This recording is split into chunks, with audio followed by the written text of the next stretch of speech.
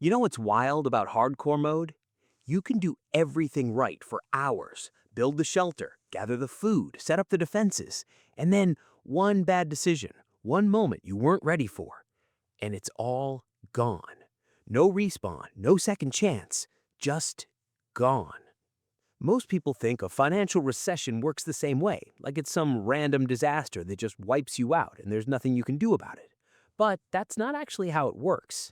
The people who lose everything in a recession almost never lose it because the recession surprised them. They lose it because they weren't set up to survive it before it started. And right now, in 2026, the warning signs are loud. Credit card debt globally is at record highs. Layoffs across major industries have been quietly climbing for months, and the cost of living has outpaced wage growth for millions of working people around the world. So in this video, I'm going to break down exactly how a recession actually damages your finances and the 4 moves that keep your world standing when everything around you starts shaking. Most people get this wrong about recessions. They picture it like a switch: economy good, economy bad. Like the moment it's officially called a recession, that's when the damage starts. But the real damage starts way before that.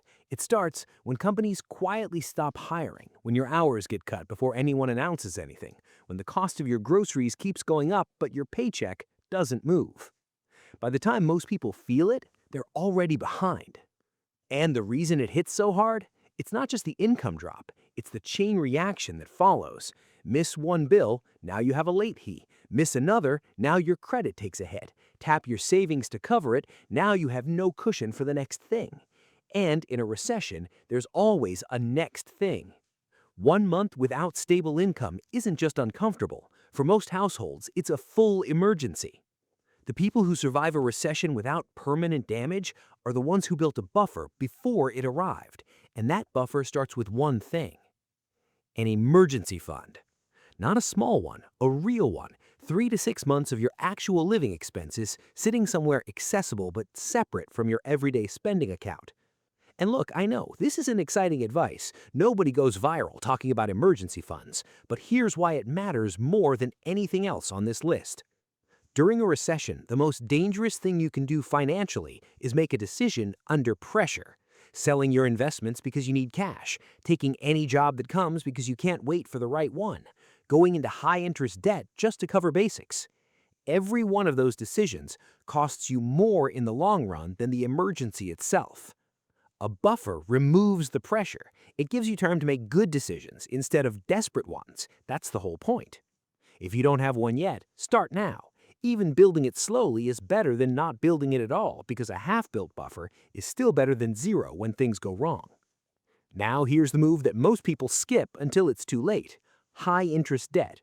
If you're carrying a balance on a high-interest credit card right now, that debt is actively working against you every single month.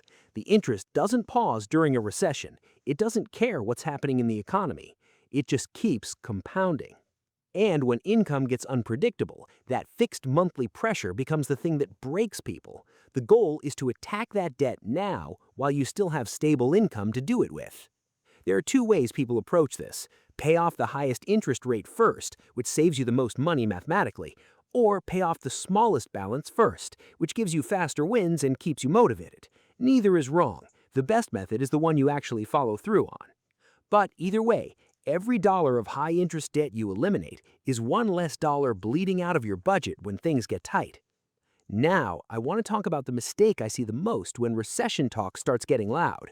People pull their money out of the market. And I get it, honestly. Watching your savings drop on paper feels like losing money. Your brain just wants you to stop it. But here's what the data actually shows. Every major recession in modern history, the dot-com crash, 2008, COVID, and 2020, the market eventually recovered, and the people who stayed invested or kept buying during the dip came out significantly ahead of the people who sold in panic. When markets drop, the companies you own don't disappear, their value just goes on sale temporarily. Warren Buffett once said, "The stock market is a mechanism for transferring wealth from the impatient to the patient." Think about that for a second. This isn't about being reckless. If you need that money within the next year or 2 years, it shouldn't be in the market in the first place.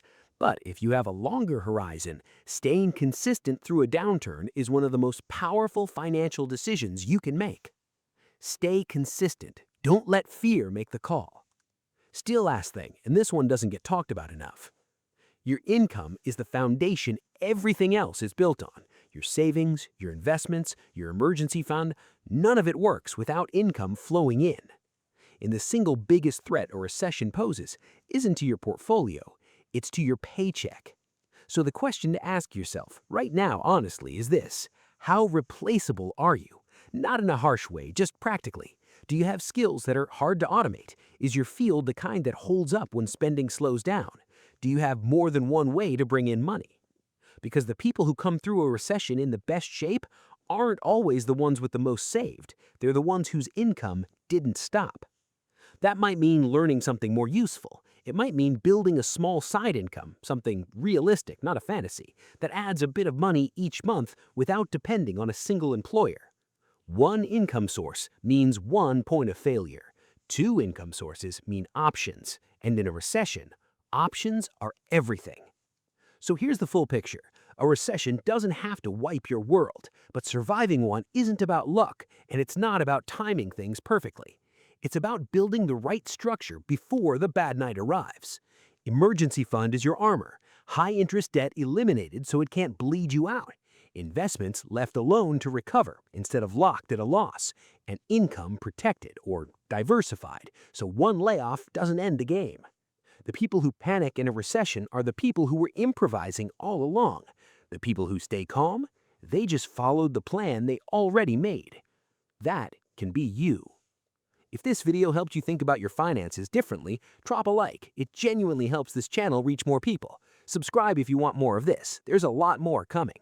YouTube's already lined up my next video for you. Watch it. I think you'll be glad you did. See you there.